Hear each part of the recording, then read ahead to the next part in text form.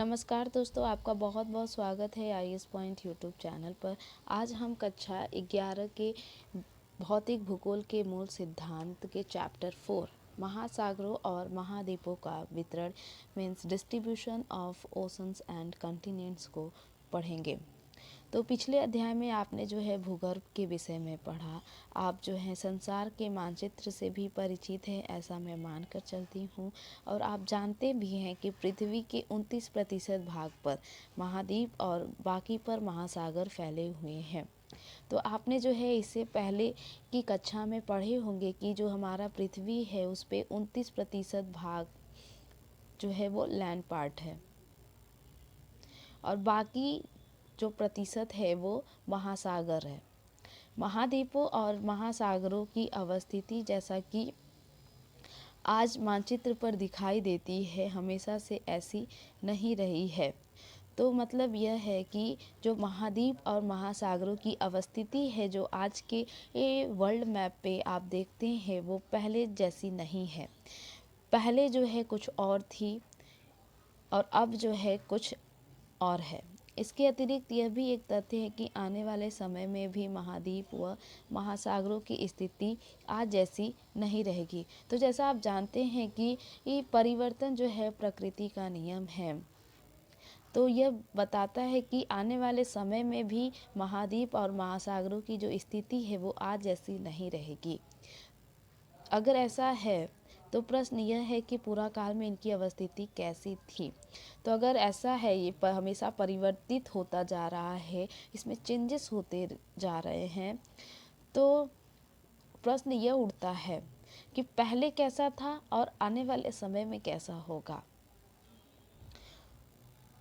इनकी अवस्थिति में परिवर्तन क्यों और कैसे होता है।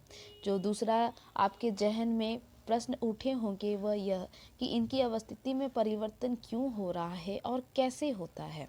यदि यह सच है कि महाद्वीपों और महासागरों की अवस्थिति में परिवर्तन हुआ है और अभी भी हो रहा है, तो आप यह जानकर आश्चर्यचकित होंगे कि वैज्ञानिक यह सब कैसे जानते हैं। तो यदि यह बात सच है कि महाद्वीपों और महासागरों की जो अवस्थिति है उसमें लगातार परिवर्तन हुआ जा रहा है और अभी भी हो रहा है और आगे भी होगा, तो यह जानकर आश्चर्यचकित होंगे कि वैज्ञानिकों को यह कैसे पता चलता है या वो कैसे जानते हैं कि ये परिवर्तन हुआ है, या जो आज का हमारा कॉन्टिनेंट है या ओशंस है वो पहले जैसा नहीं है, ये कैसे पता चला। उन्होंने इन महाद्वीपों एवं महासागरों की पहले की स्थिति का निर्धारण कैसे किया होगा। इन्हीं प्रश्नों के उत्तर और इनसे संबंधित प्रश्न ही इस अध्याय का विषय है। तो इस चैप्टर में तो इन्हीं जो प्रश्न हैं आपके जहन में उठे होंगे उनके उत्तर आपको मिलेंगे और इनसे संबंधित जो प्रश्न हैं वो इस चैप्टर में बताया गया है। ये जो भी थ्योरी दी गई है ये किसी भी कॉम्पिटिटिव परसेप्शन से देखा जाए या दृष्टि से देखा जाए तो बहुत महत्वपूर्ण है। Continental drift theory it's very important. तो आप इसको जो है ध्यानपूर्वक देखें और शॉर्ट नोट बनाते हुए चलें। तो जो अटलांटिक महासागरीय तट रेखा की आकृति को ध्यान से देखें तो इस महासागर के दोनों तरफ की तटरेखा में एक आश्चर्यजनक सिमेट्री है और इसी समानता के कारण बहुत से वैज्ञानिकों ने दक्षिण व उत्तर अमेरिका तथा यूरोप व अफ्रीका के एक साथ जुड़े होने की संभावना को व्यक्त किया है। तो यदि अगर आप वर्ल्ड मैप को ध्यान से देखेंगे और उसमें अटलांटिक महासागरीय तटरेखा की आकृति को देखेंगे तो आप पाएंगे कि महासागर के दोनों तरफ की तटरेखा में महासागर जो है उसके दोनों तरफ की जो तटरेखा है उसमें एक सिमेट्री है और इसी समानता के कारण बहुत से वैज्ञानिकों ने जो है दक्षिण व उत्तर अमेरिका, तो जो दक्षिण अमेरिका है और उत्तर अमेरिका है और जो यूरोप व अफ्रीका है उसके एक साथ जुड़े होने की संभावना को व्यक्त किया है। तो जो पहले के वैज्ञानिक थे या बहुत से वैज्ञानिकों ने ऐसा माना है कि जो दक्षिण अमेरिका है और उत्तर अमेरिका है, यूरोप है, अफ्रीका है, ये सभी कंटिनेंट जो है पहले एक साथ जुड़े हुए थे। विज्ञान के इतिहास के ज्ञात अभिलेखों से पता चलता है कि सन 1596 में एक डच मानचित्रवेत्ता अब्राहम ऑर्टेलियस ने सर्वप्रथम इस संभावना को व्यक्त किया था। तो विज्ञान के इतिहास के ज्ञात अभिलेखों से, तो जो विज्ञान के जो भी इतिहास के जो अभिलेख थे उनसे पता चला है कि सन 1596 में एक डच मानचित्रवेत्ता थे जिनका नाम था अब्राहम ऑर्टेलियस। इन्होंने जो है सबसे पहले इस संभावना को व्यक्त किया था कि ये सभी कॉन्टिनेंट एक साथ जुड़े हुए थे। एंटोनियो पेलेग्रिनी ने एक मानचित्र बनाया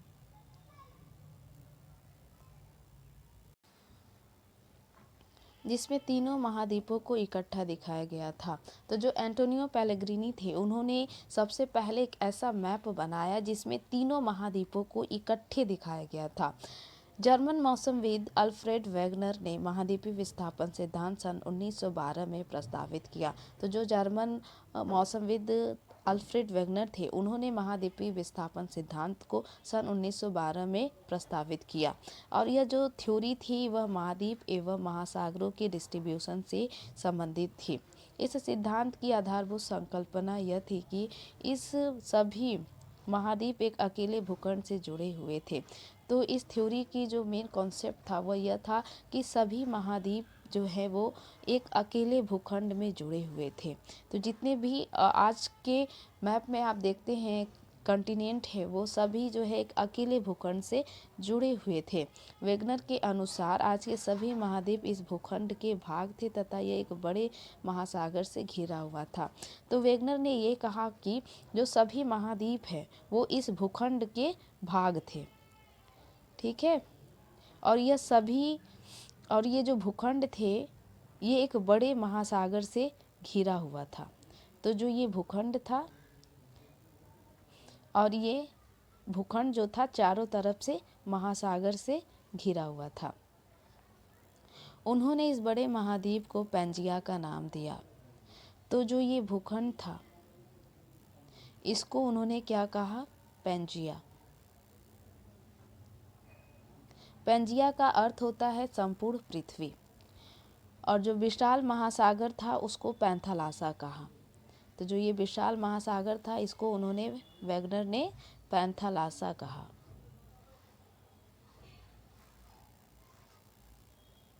पैंथालासा का अर्थ होता है जल ही जल, चारों तरफ जो है जल ही जल हो। वेगनर के तर्क के अनुसार लगभग 20 करोड़ वर्ष पहले इस बड़े महाद्वीप पैंजिया का विभाजन आरंभ हुआ। तो वेगनर के तर्क के अनुसार देखा जाए तो उन्होंने कहा कि 20 करोड़ वर्ष पहले जो है इस बड़े महाद्वीप पैंजिया का विभाजन आरंभ हुआ। तो जो बड़ा महाद्वीप पैंजिया था इसमें जो विभाजन हुआ वो आज से 20 करोड़ वर्ष पहले प्रारंभ हुआ। पैंजिया पहले दो बड़े महाद्वीपीय पिंडों लॉरेशिया और गोंडवाना लैंड क्रमशः उत्तरी व दक्षिणी भूखंडों के रूप में विभक्त हुआ। तो पहले यह पैंजिया जो था दो बड़े महाद्वीपीय पिंड में डिस्ट्रीब्यूट हुआ।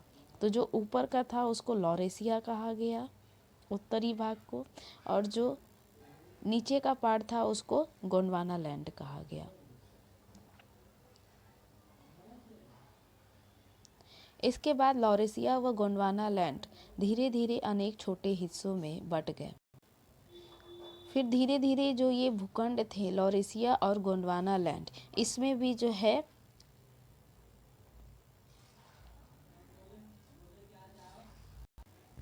विभाजन हुआ और ये सभी जो हैं छोटे छोटे हिस्सों में बट गए जो कि आज के महाद्वीप के रूप में है। महाद्वीपीय विस्थापन के पक्ष में अनेक प्रमाण भी प्रस्तुत किए गए हैं। इनमें से कुछ इस प्रकार है। तो जो महाद्वीपीय विस्थापन है उसके पक्ष में ये अनेक एविडेंसेस भी प्रस्तुत किए गए हैं। इसको जो है हम देखेंगे। तो महाद्वीपीय विस्थापन के पक्ष में जो प्रमाण दिए गए हैं, पहला है महाद्वीपों में साम्य। तो दक्षिण अमेरिका व अफ्रीका के आमने सामने की तट रेखाएं अद्भुत व त्रुटि रहित साम्य दिखाती हैं। जब आप मैप देखेंगे तो उसमें दक्षिण अमेरिका व अफ्रीका के जो आमने सामने की जो तट रेखाएं हैं उसको देखेंगे तो देखेंगे कि वह सिमेट्री है। अगर यदि दक्षिण अमेरिका और अफ्रीका को ला कर के फिट कर दिया जाए एक साथ तो वो दोनों जो हैं फिट हो जाएंगे। तो ये कहीं ना कहीं अद्भुत है। यह भी ध्यान देने योग्य है कि 1964 ईस्वी में बुलर्ड ने एक कंप्यूटर प्रोग्राम की सहायता से अटलांटिक तटों को जोड़ते हुए एक मानचित्र तैयार किया था। तो जो बुलर्ड थे उन्होंने कंप्यूटर प्रोग्राम के थ्रू जो अटलांटिक तट है उसको जोड़ते हुए एक मानचित्र तैयार किया था और तटों का यह साम्य बिल्कुल सही सिद्ध हुआ। और जब यह मानचित्र तैयार हुआ तो उसमें यह देखा गया कि सभी जो कॉन्टिनेंट है वो आपस में फिट हो जा रहे हैं। साम्य बिठाने की यह कोशिश आज की तटरेखा की अपेक्षा 1000 फैदम की गहराई की तटरेखा के साथ की गई थी। तो इन जो कॉन्टिनेंट थे उसको साम्य बिठाने की जो कोशिश की गई थी वो आज की तटरेखा की अपेक्षा 1000 फैदम की गहराई की तटरेखा के साथ की गई थी। महासागरों के पार चट्टानों की आयु में समानता। और अगर नेक्स्ट एविडेंस देखा जाए तो वो है महासागरों के पार चट्टानों की आयु में समानता। आधुनिक समय में विकसित की गई रेडियोमेट्रिक काल निर्धारण विधि से महासागरों के पार महाद्वीपों की चट्टानों के निर्माण के समय को सरलता से जाना जा सकता है। ठीक है, तो यदि देखा जाए तो जो आधुनिक समय है इस समय बहुत सारी टेक्नोलॉजी आगे बढ़ गई हैं। तो टेक्नोलॉजी का यूज करके ये चट्टानों का जो है ओरिजिन टाइम देखा गया। तो जिसमें से सबसे जो मोस्ट इम्पॉर्टेंट और फेमस प्रोसेस है वो रेडियोमेट्रिक डेटिंग प्रोसेस है। तो इस प्रोसेस से ये महासागर और महाद्वीपों के चट्टानों के जो निर्माण के समय थे उसको जो है इजीली जाना जा सकता है।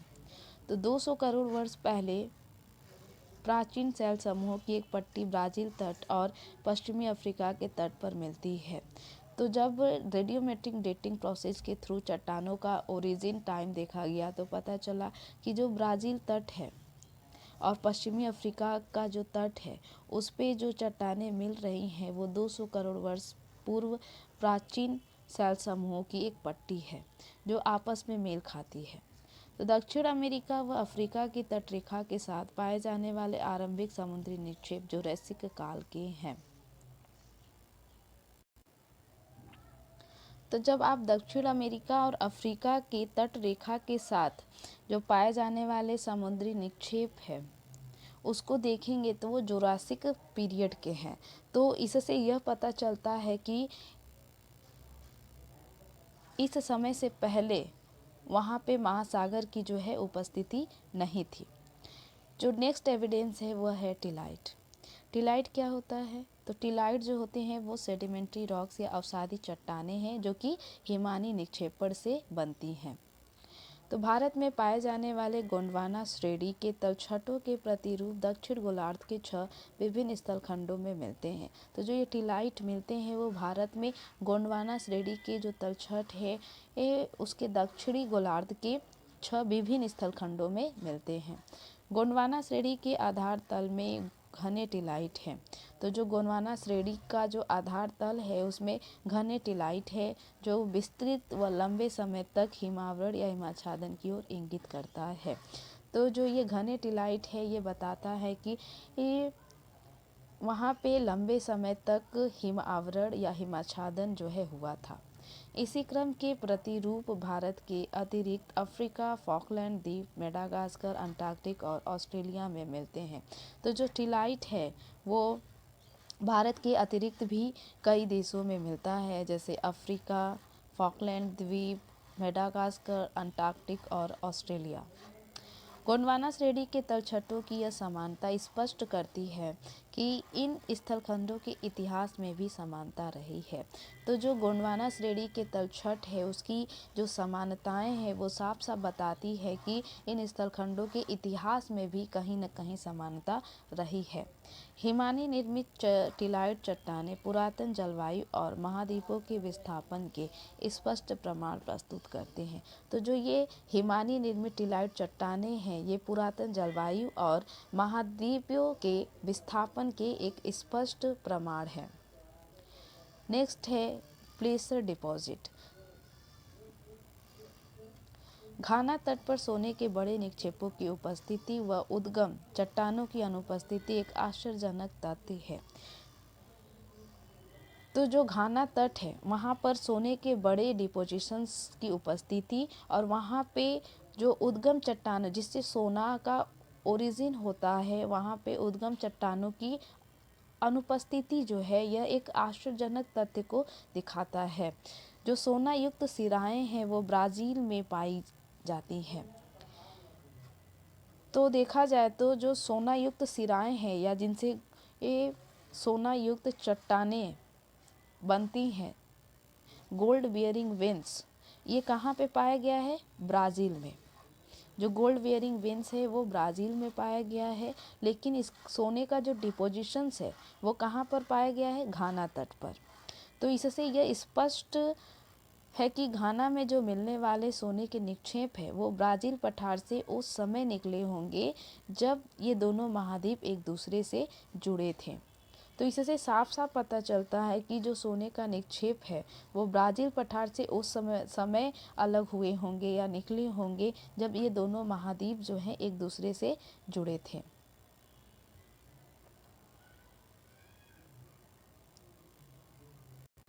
तो जो नेक्स्ट